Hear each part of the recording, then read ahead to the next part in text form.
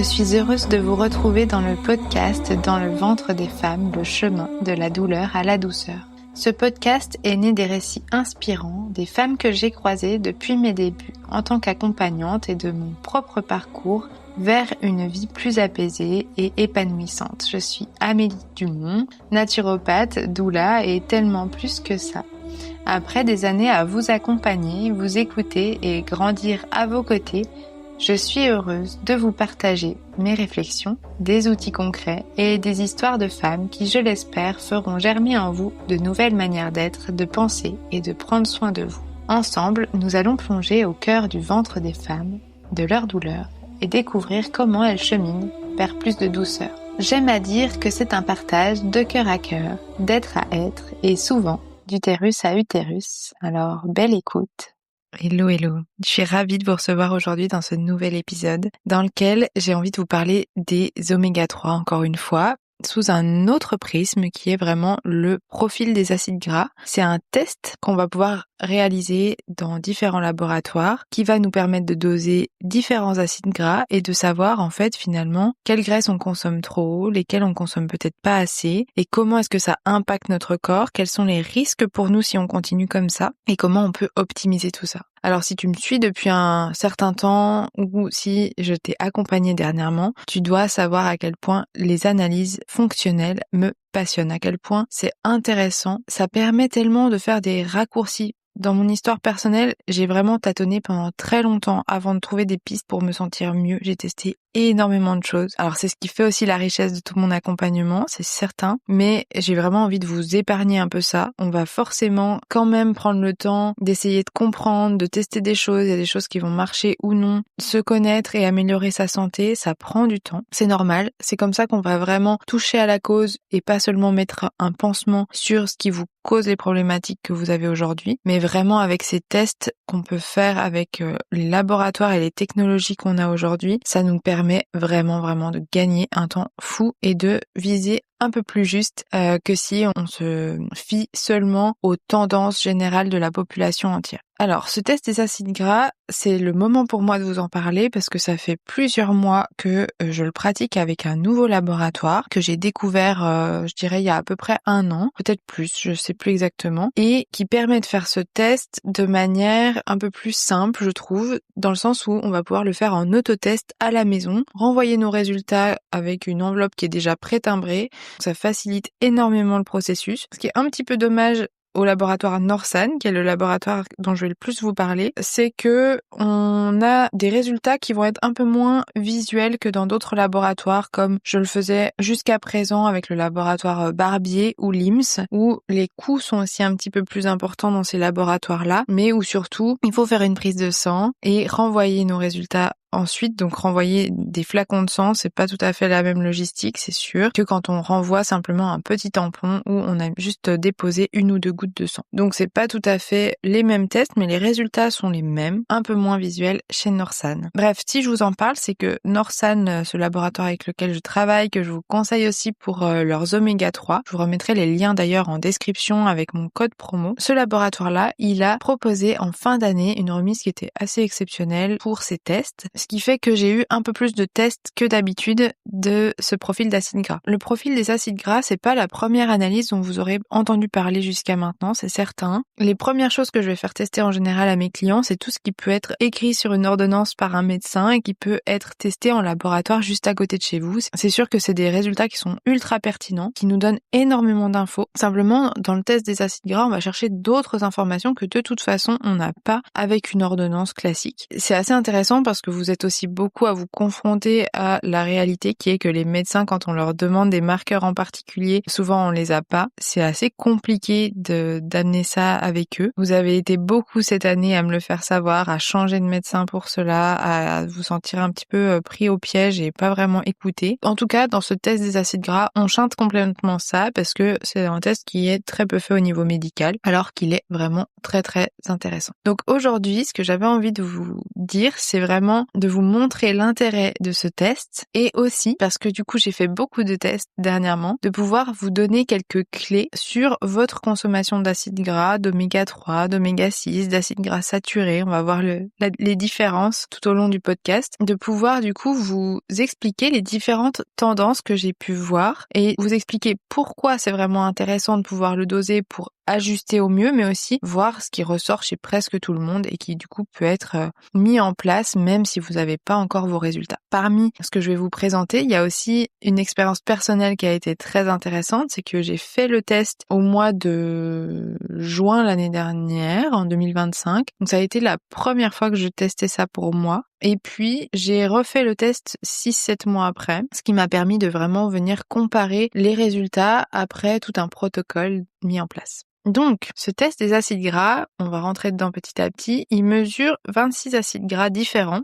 dans vos membranes cellulaires. C'est vraiment comme une photographie assez précise de votre alimentation sur les 3 derniers mois. C'est ça qui est intéressant par rapport à une simple prise de sang sur d'autres marqueurs où on va avoir une idée de ce qui se passe à la minute. Et bien là, vous allez avoir vraiment un peu une vision, un panorama des 3 derniers mois. Mais aussi du coup, par l'analyse de ces différents acides gras, ça va nous donner une indication sur votre inflammation, sur votre santé cardiovasculaire et même sur votre exposition à toutes les graisses transformées. Alors si ce sujet-là t'intéresse, que tu n'y connais pas grand-chose, sache que j'ai enregistré 2 autres épisodes sur le sujet. Un épisode qui est sur les oméga 3 et tous les acides gras, donc tu vas pouvoir aller le retrouver dans les premiers épisodes que j'ai enregistrés, et un épisode également sur les analyses que je pratique en tant que naturopathe qui sont ultra intéressante pour creuser au niveau de notre vitalité, pour faire vraiment de la prévention. Donc ce test, quand vous allez recevoir vos résultats, vous allez avoir 3 marqueurs que vous allez pouvoir interpréter par vous-même parce qu'ils ont vraiment été faits de sorte par le laboratoire à ce que vous puissiez vous-même regarder. Vous allez avoir un code couleur. S'il est plutôt optimal, vous allez être dans la zone verte. S'il y a un potentiel d'amélioration et que c'est pas terrible, que c'est acceptable, mais que ça peut être mieux, vous serez en jaune. Et puis ensuite, quand ça commence à être vraiment modifié et qu'une complémentation est recommandée, que vous avez vraiment un déséquilibre pro-inflammatoire, vous allez être dans la zone orange. Et puis s'il y a un déficit sévère ou que vous avez en tout cas un déséquilibre majeur qu'il faut vraiment prendre en compte de manière assez urgente, ça va être en rouge. Donc tout ça, ça se lit très bien. Vous allez avoir 3 marqueurs qui vont être l'index oméga 3. Donc les oméga 3, c'est ces acides gras qui vont être les plus anti-inflammatoires. Ils sont vraiment nécessaires pour tout un tas de fonctions, le système nerveux, du coup toute la sphère cérébrale, tout ce qui est cardiovasculaire, la circulation dans les vaisseaux. Mais les oméga 3, ça va être aussi les éléments vraiment indispensables des membranes cellulaires. Ils sont aussi vraiment indispensables si vous avez prévu d'avoir un enfant dans la phase de préconception pour optimiser aussi l'équilibre hormonal. Mais du coup, si vous êtes enceinte ou allaitante, bien sûr, ça va être d'autant plus important parce que les enfants en développement en ont énormément besoin pour construire leur cerveau et tout leur système nerveux. Donc c'est valable également pour eux aussi, ils en ont énormément besoin. Et puis vous allez avoir toute la sphère intestinale qui va aussi nécessiter d'avoir suffisamment d'oméga 3 pour que la muqueuse intestinale fonctionne bien, que vous puissiez suffisamment assimiler. Alors sur cet index d'oméga 3, ça a été assez flagrant dans tous les tests que j'ai analysés. Vous avez été aucune personne à être dans le rouge. Par contre, très peu des personnes étaient dans la zone verte, qui est la zone optimale, surtout dès le premier test. Il y en a eu 2, je crois, qui étaient dans la zone verte dès le premier test, donc c'était vraiment pas énorme. Ça nous donne une idée de l'ampleur du problème et de à quel point, finalement, même quand on pense consommer pas mal d'oméga 3, la plupart des gens, on en manque. On va revenir sur le sujet, on manque surtout de PA et de DHA. Ensuite, il y avait le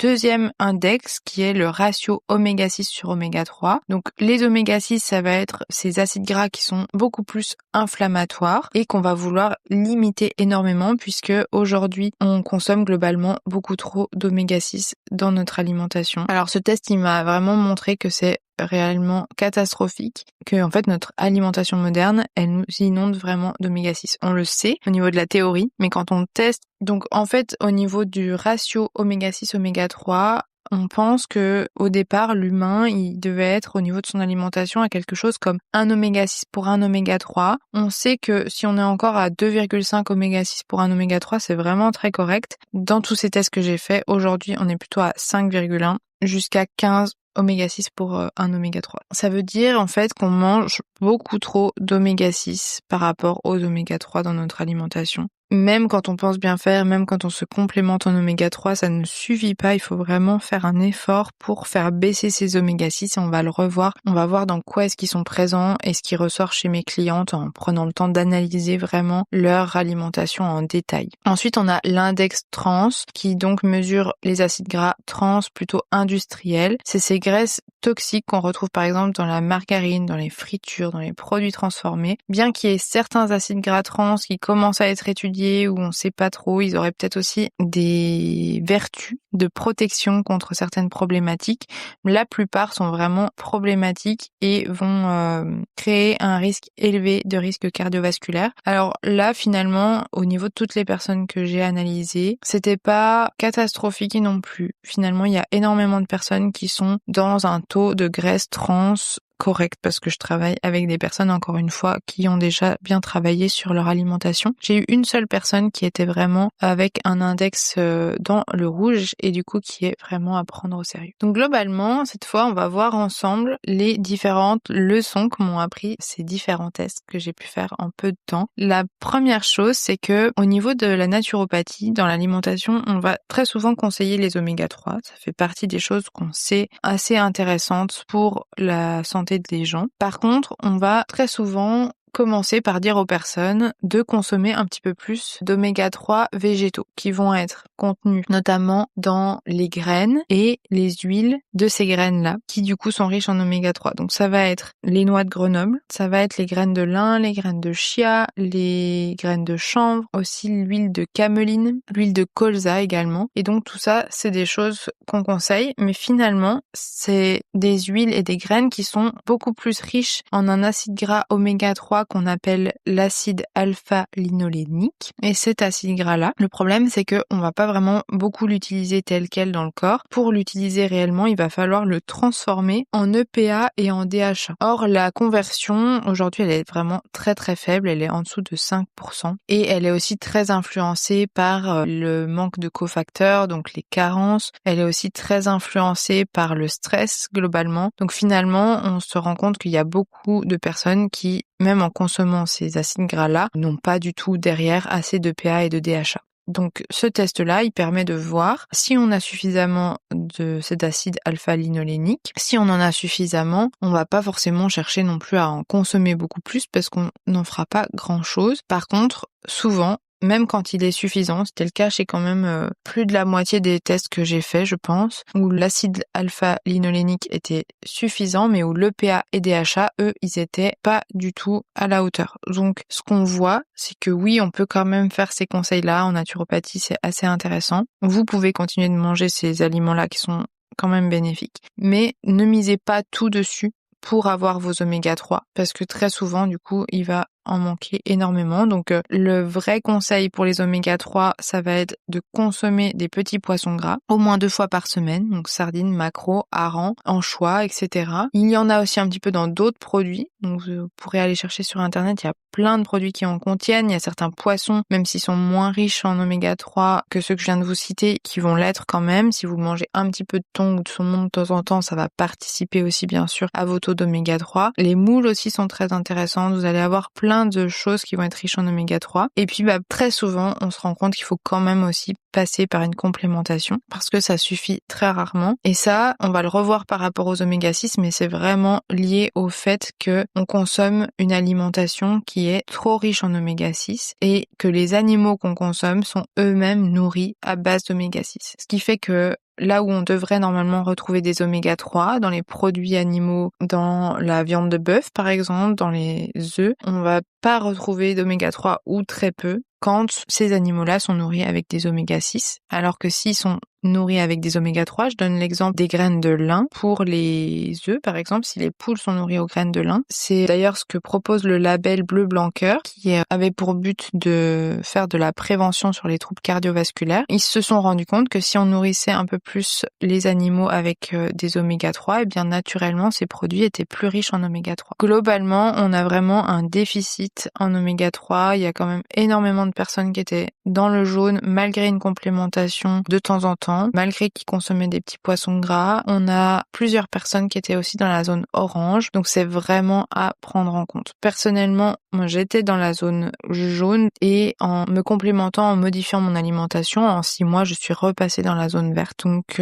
c'est vraiment possible et faisable du moment où on sait qu'on est en déficit, parce que ça demande d'ajuster en fonction. De mon côté, il m'a fallu vraiment en une grande complémentation pendant ces 6 mois et vraiment essayer de faire attention de consommer moins d'oméga 6 et d'introduire des aliments plus riches en oméga 3 très régulièrement. Ce qui peut se passer aussi, c'est qu'on mange du poisson, mais qui malheureusement est appauvri en oméga 3 par rapport à ce qu'il était quand il était 100% sauvage, parce que de plus en plus on a aussi du poisson d'élevage qui est lui-même nourri avec beaucoup plus d'oméga 6. Ce qui est problématique, c'est que ces oméga 6 ils sont vraiment inflammatoires et que du coup on va consommer des protéines qui pourraient vraiment nous équilibrer, nous faire du bien, et qu'en fait elles sont plus inflammatoires qu'on le pense. Si on parle cette fois des oméga 6, ce que je vois, c'est que très souvent on a notamment l'acide arachidonique et l'acide linoléique qui sont très souvent trop élevés, et donc ces deux acides gras là en fait ils correspondent à des produits qu'on consomme surtout dans les produits industriels, mais peut-être aussi que vous consommez à la maison. Donc ça va être les huiles de tournesol, de maïs, de soja. Alors pourtant mes clients par exemple ne cuisinent pas avec de l'huile de tournesol parce qu'en général on a fait sauter ça en début d'accompagnement. C'est vraiment une huile que je ne vous conseille pas du tout d'utiliser, qui est beaucoup trop riche en oméga 6 par rapport à notre alimentation aujourd'hui. Et puis dans toutes les viandes d'élevage intensif, donc encore une fois, par rapport à ça, je vous invite à aller écouter l'interview de la personne qui a créé la marque Féroce, qui est une marque de viande de bœuf, dans laquelle il a introduit des abats, donc il propose des steaks hachés et des boulettes de viande, et c'est de la viande qui est issue d'élevage à l'herbage, et qui sont finis à l'herbage surtout, ce qui est très rare aujourd'hui dans la manière dont on produit la viande. Et donc il explique justement qu'il a fait analyser les constituants de la viande qu'il propose, qui est beaucoup plus riche bien sûr en plein de vitamines, en plein de minéraux, mais aussi en oméga 3, et que du coup ça fait de cette viande une viande beaucoup plus équilibrée pour notre consommation et beaucoup moins riche en oméga 6. Ça va être aussi du coup toutes les huiles cachées dans les sauces, dans les gâteaux, dans les plats préparés. Donc ça j'y reviendrai juste après par rapport aussi à d'autres acides gras, mais c'est vraiment important de faire une sorte de chasse à toutes ces huiles transformées dans les produits que vous achetez, et pendant une phase, le temps de revoir un peu vos placards, de vraiment lire toutes les étiquettes, et chaque fois qu'il y a marqué huile végétale, c'est suspect jusqu'à preuve du contraire. Ça peut être justement ces huiles, tournesol, maïs, soja, mais aussi de la colza, ça peut être de la colza modifiée, ça peut être du canola, etc.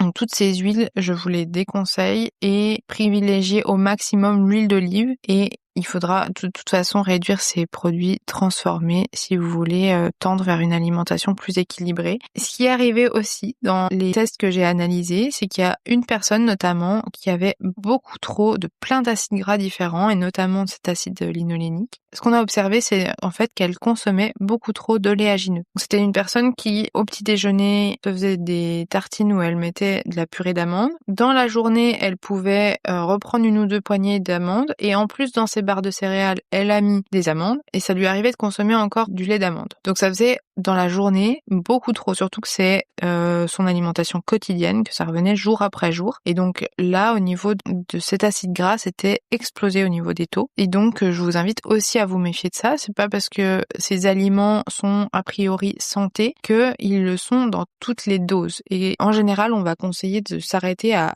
une petite poignée même d'amandes. C'est déjà énorme, sachant que l'amande va aussi avoir d'autres problématiques, par exemple les oxalates, qui sont des antinutriments qui peuvent vraiment poser d'autres problèmes. Donc c'est un point de vigilance à avoir également. Donc il y a beaucoup de personnes qui avaient aussi un taux d'acide arachidonique très élevé, comme je vous l'ai dit, et ça c'est beaucoup plus lié à la consommation de viande d'élevage conventionnelle, même si ça peut aussi être lié à d'autres graisses cachées. En harmonisant l'ensemble de l'alimentation, on a souvent des choses après qui bougent, on n'est pas toujours à 100% sûr de ce qui a le plus joué. Mais quand vous consommez une viande, vous mangez ce que cette viande a mangé. La viande qui va être nourrie à l'herbe et au lin, bien sûr, c'est souvent plus cher, mais vous compensez en mangeant finalement une viande de meilleure qualité. Vous serez plus rassasié, votre corps vous le fera sentir. Donc dans tout ce qui a été analysé, on a aussi les acides gras trans. Les acides gras trans, c'est vraiment les huiles qui sont modifiées par l'industrie pour tenir la chaleur, pour avoir telle ou telle texture. Et c'est aussi les huiles que vous allez parfois trop cuire à la maison. Même une bonne huile d'olive, si elle est cuite à la maison, vous allez produire de l'acide gras trans sans le vouloir. Donc on va éviter pour ça les fritures et toutes les cuissons qui sont trop fortes. D'ailleurs, à ce sujet-là, je vous invite à vraiment aller vous renseigner sur le vitaliseur de Marion, qui pour moi est vraiment une des meilleures manières de cuire, de décrudir les aliments sans trop les cuire, sans altérer leurs bénéfices, leurs vitamines, leurs minéraux, etc. Parce que c'est un moyen de cuisson qui permet de chauffer en maintenant une chaleur douce. C'est de la vapeur douce et c'est un appareil très simple dans lequel moi j'y cuis même des gâteaux, des pains sans gluten. C'est très pratique et assez incroyable tout ce qu'on peut faire dedans. Vous pouvez sans souci revenir vers moi à ce sujet-là si vous avez des questions. Le vitaliseur, il fonctionne d'une manière où il y a la possibilité d'avoir un code promo si vous le souhaitez, mais c'est assez particulier. Il faut avoir votre adresse mail et le code promo, il est valable seulement 5 jours. Donc revenez vers moi si ça vous intéresse. Bref, on revient à notre sujet principal. Au niveau industriel, c'est vraiment tout ce qui est margarine. Et puis on retrouve à nouveau toutes les huiles de soja, de tournesol, tout ça. Toutes les huiles qui sont utilisées pour la friture de manière générale également. Mais vraiment la margarine et toutes les huiles dites hydrogénées, donc toutes les huiles qui sont modifiées, transformées, sont vraiment à virer de votre alimentation. Ça va être souvent quand même les plus dangereuses. Les oméga 6 sont plus sournois. Souvent, les graisses que je viens de vous citer sur les acides gras trans, on sait que c'est pas les meilleures graisses pour nous. Sauf la margarine, qui est vraiment encore beaucoup trop utilisée et que beaucoup de gens pensent assez sain, plus sain que le beurre, alors que vraiment pas du tout. La plupart des margarines, à moins que vous fassiez vous-même une margarine maison, et encore, faut vraiment que ça vous convienne. Il vaudrait mieux utiliser de l'huile d'olive et pour les cuissons haute température, du ghee par exemple, qui est du beurre clarifié, ou de l'huile de coco par exemple, si c'est quelque chose qui convient à votre terrain. Alors pendant qu'on est dans ces acides gras transformés et dans toutes les graisses qu'il faut vraiment diminuer, donc en clair, chez tout le monde, j'ai retrouvé certaines de ces graisses industrielles, même celles qui pensaient pas trop manger de produits industriels, parce que on en consomme beaucoup plus qu'on pense dans les produits semi-transformés, je dirais, qu'on consomme. Et aussi quand on sort, quand on va manger chez des gens qui sont peut-être moins au courant, etc. Et puis il y a des pièges dans lesquels on tombe sans le vouloir quand on relâche un petit peu l'attention sur les étiquettes. Donc je vais vous relire un petit peu ce que je m'étais noté comme produits que j'ai identifié un petit peu, que ce soit chez moi ou chez mes clientes. Il va y avoir des produits notamment aussi quand on commence à manger un peu plus sain ou sans gluten par exemple,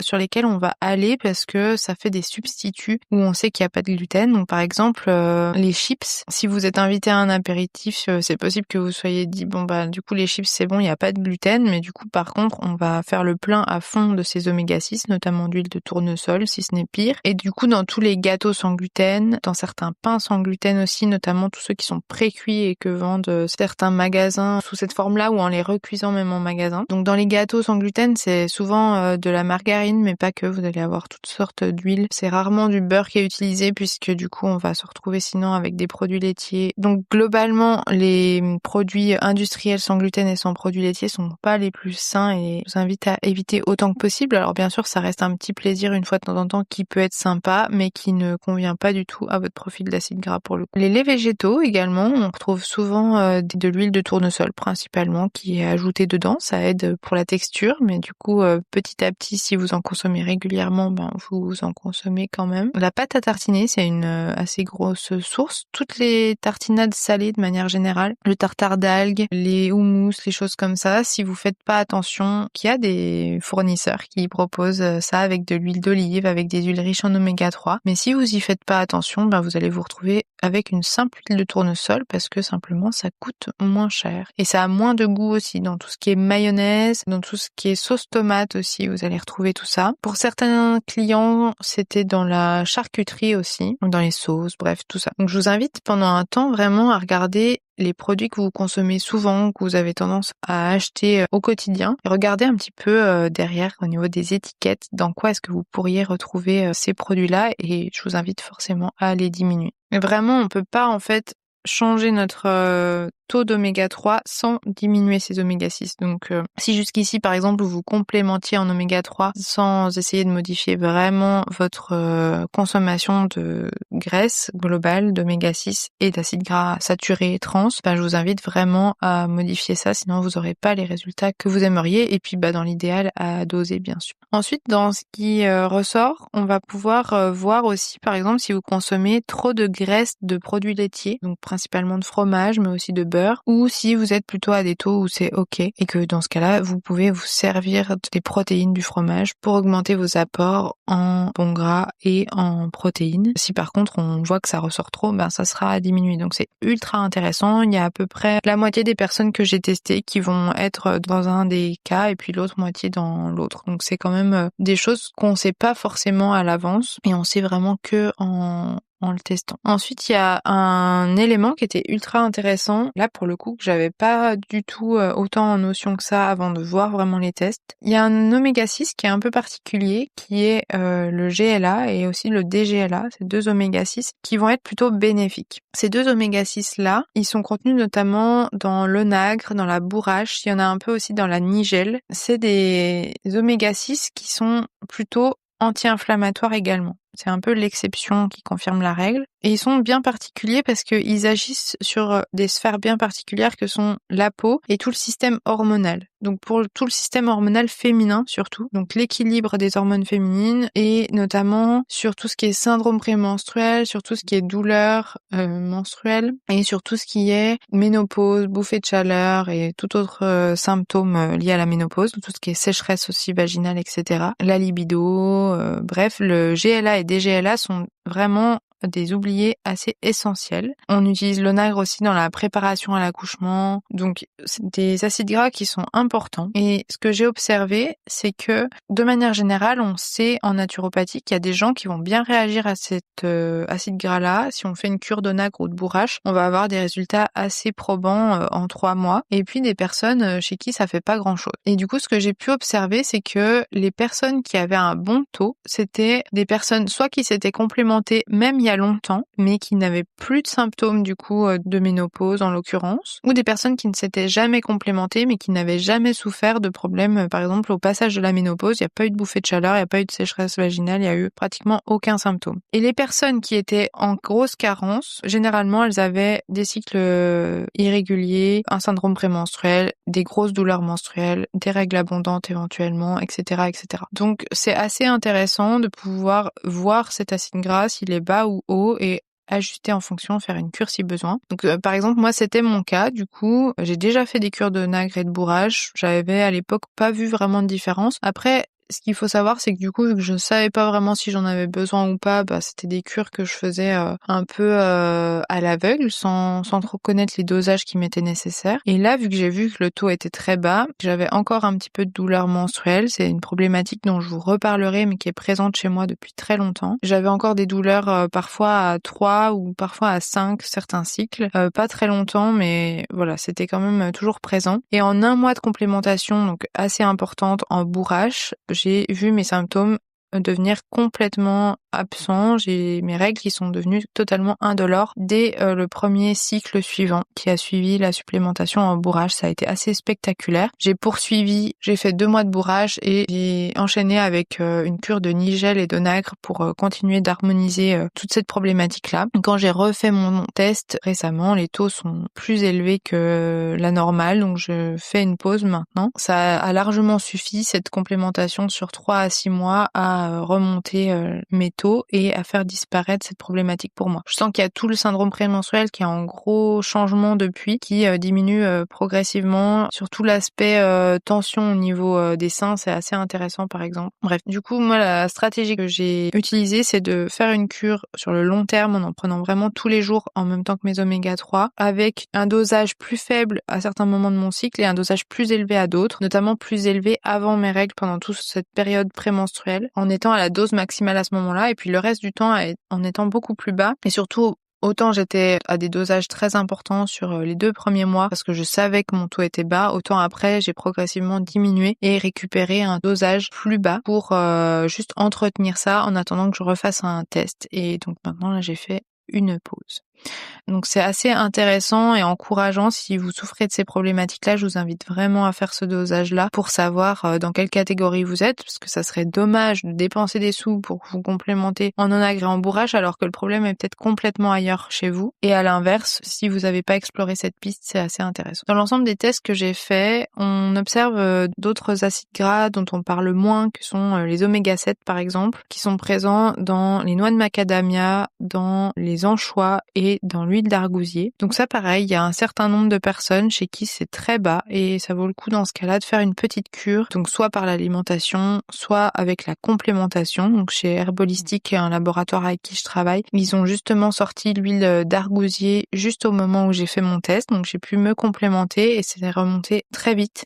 Du coup, ça participe à avoir là encore une bonne santé au niveau intestinal, au niveau de la peau, de pouvoir utiliser cet acide gras dans toutes les fonctions qui lui sont nécessaires. Dans l'huile d'olive, c'est principalement l'oméga 9 qui est présent, donc lui aussi il est dosé. C'est assez intéressant parce qu'on peut voir du coup si vous consommez trop de cet acide gras-là, et dans ce cas-là, même l'huile d'olive, va falloir y aller tranquille, ou si au contraire vous êtes bien, voire un peu bas, et que vous pourriez consommer davantage d'huile et notamment d'huile d'olive. Donc c'est assez intéressant à observer pour pouvoir ajuster. C'est vraiment variable, il y a une grande diversité dans les tests que j'ai pu observer. Toutes ces problématiques-là, elles sont d'autant plus importantes pour la phase de préconception, de conception, de grossesse, d'allaitement, tout le postpartum, parce que c'est vraiment important pour toute la construction du cerveau, du système nerveux du bébé. Et puis, si la maman, elle en a pas assez, le bébé, dans tous les cas, il va puiser dans les réserves maternelles. Et sans complémentation, on sait que on a une grosse perte de la masse du cerveau de la mère 2 ans après la naissance,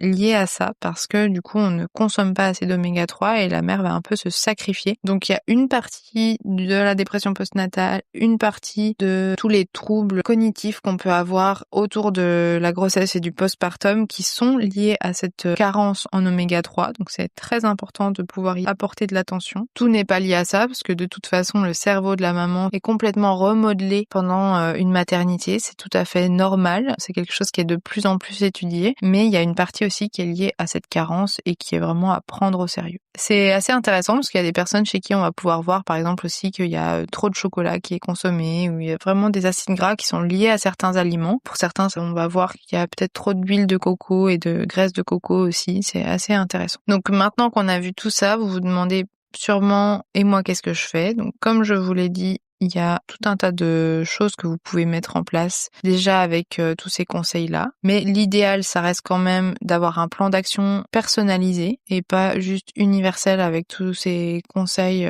généraux, de pouvoir vraiment adapter selon vos résultats. Donc ce test, je ne peux que vous le recommander. C'est un investissement parce que vraiment vous allez gagner du temps derrière et un confort à mettre en place qui est bénéfique pour vous. Ensuite, vous allez pouvoir vous complémenter dans presque tous les cas, de toute façon en EPA et DHA. Si vous n'avez jamais fait de cure, je vous invite à en faire une. Vous pouvez déjà faire 3 à 6 mois avec 2000 mg par jour d'EPA et de DHA. Ensuite, l'idéal, c'est quand même de pouvoir doser parce qu'on va pouvoir moduler l'intensité de la cure. En général, au bout d'une phase d'attaque, on va pouvoir diminuer, passer à 1000-1500 mg par jour en entretien, puis peut-être même encore moins si on en consomme suffisamment dans l'alimentation. Moi, j'adore travailler avec les produits de Norsan ou de NutriPure, donc je vous remettrai les liens dans la description. Je trouve qu'ils sont particulièrement adaptés à ce que je vois dans la plupart des profils, qui est que on manque surtout d'EPA, tout autant que de DHA d'ailleurs, mais peut-être même davantage d'EPA. J'aime beaucoup l'alternative végétale qui est proposée chez Norsan, qui est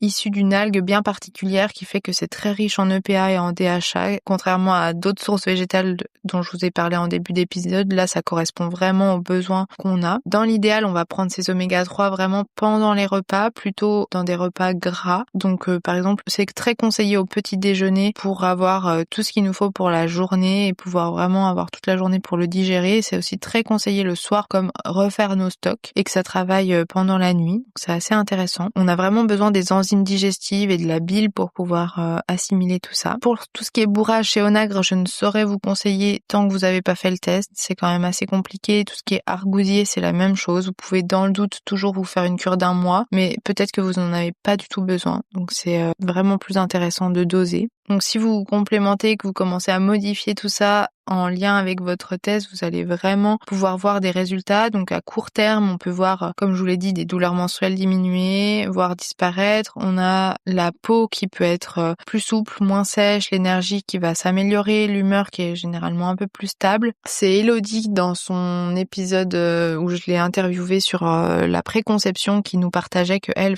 avait vu tout de suite une différence sur son humeur et son énergie de manière générale. Je vous invite à aller écouter cet épisode si vous l'avez jamais entendu avant. Vous allez avoir des effets à moyen terme, donc 3 à 6 mois, qui vont être que l'inflammation globale va diminuer, les douleurs articulaires également, la digestion va généralement commencer à s'améliorer, on va avoir une meilleure récupération sportive, la concentration va commencer à vraiment s'améliorer en général, et à long terme, on va avoir une protection cardiovasculaire renforcée, on va avoir la santé cérébrale qui va être optimisée, on va avoir de l'équilibre hormonal qui va s'installer, on va avoir un vieillissement cellulaire qui va ralentir, la prévention des maladies inflammatoires chroniques de manière générale. Et si par contre on n'a pas ces effets-là ou qu'on redose et que les taux ne montent pas, ça veut dire qu'il y a un problème ailleurs. Donc c'est ça qui est assez intéressant aussi à aller doser, c'est que c'est pas magique non plus de se complémenter et de modifier tout ça. Il y a des personnes pour qui l'assimilation va pas bien se faire au niveau intestinal, au niveau du foie aussi ça peut être compliqué pour certains. Donc on va pouvoir optimiser ça si on reteste. On va pouvoir retester au bout de 6 mois en général on dit, parce que au bout de 3 mois on pourrait commencer à redoser, mais comme je vous l'ai dit, ça prend en photo les 3 derniers mois. Donc c'est bien de remonter déjà un petit peu, de commencer à changer nos habitudes et de laisser ensuite 3 mois vraiment pleins avant de redoser. Donc on se dit, en général on se dit 6 mois. Tous les 6 mois c'est assez intéressant. Il y a aussi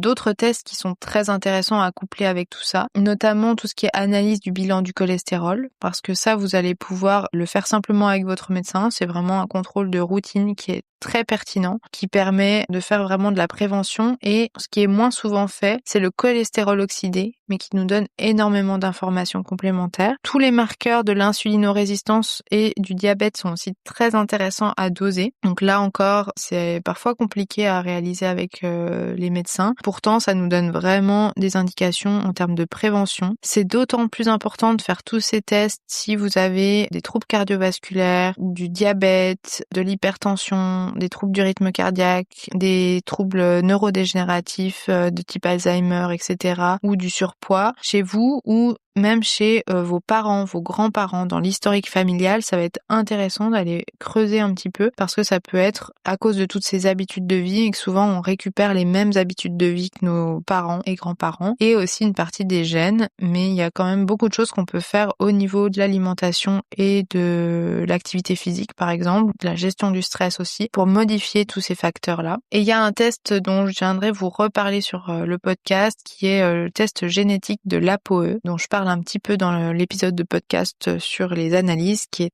très pertinent à faire en combinaison avec ce test des acides gras parce qu'en fait on se rend compte aujourd'hui qu'il y a une partie de la population qui devrait manger énormément de graisse en mode cétogène et une partie de la population pour qui de consommer autant de graisse au contraire ça va être dangereux et qui devrait consommer le minimum de graisse saturée, pas du tout de coco, pas du tout de produits laitiers, de fromage, de beurre, très peu de produits animaux gras de type porc, agneau, bœuf, etc. et qui devrait plutôt se concentrer sur les poissons et les protéines maigres de type poulet, etc. Donc c'est assez intéressant de coupler ces deux analyses-là. Voilà un petit peu tout ce que j'avais à vous dire. C'est déjà beaucoup d'informations. Donc si tu as encore des questions, si vous avez encore des questions après cet épisode, n'hésitez pas à m'écrire. Ça me ferait plaisir de pouvoir y répondre en direct ou bien dans un prochain épisode. Donc pour cet épisode-là, j'espère que vous avez retenu que le déficit en oméga 3 est généralisé, même chez les personnes conscientes de leur santé, que c'est vraiment important d'y apporter de l'attention, que l'alimentation moderne, elle nous inonde d'oméga 6, souvent de façon invisible, qu'il faut vraiment lire les étiquettes et essayer de les diminuer. La qualité des produits animaux, elle fait vraiment toute la différence. Que la complémentation en EPA et en DHA aujourd'hui, malheureusement, c'est quasiment un incontournable. Et surtout, que les résultats sont mesurables, ils sont concrets, ils sont souvent spectaculaires du moment où on sait où agir. En message final, encore une fois, juste aller faire ce test au laboratoire Norsan venez faire ce test avec moi si vous voulez une analyse plus poussée. C'est un investissement, mais comparé aux bénéfices pour votre santé à long terme, ça peut être vraiment très pertinent. Alors, est-ce que vous êtes prêts à découvrir votre profil d'acide gras, à prendre enfin votre santé en main? On en reparlera peut-être ensemble. Merci de m'avoir écouté jusqu'au bout en tout cas. N'hésitez pas à partager cet épisode si vous pensez qu'il peut aider quelqu'un. À très bientôt.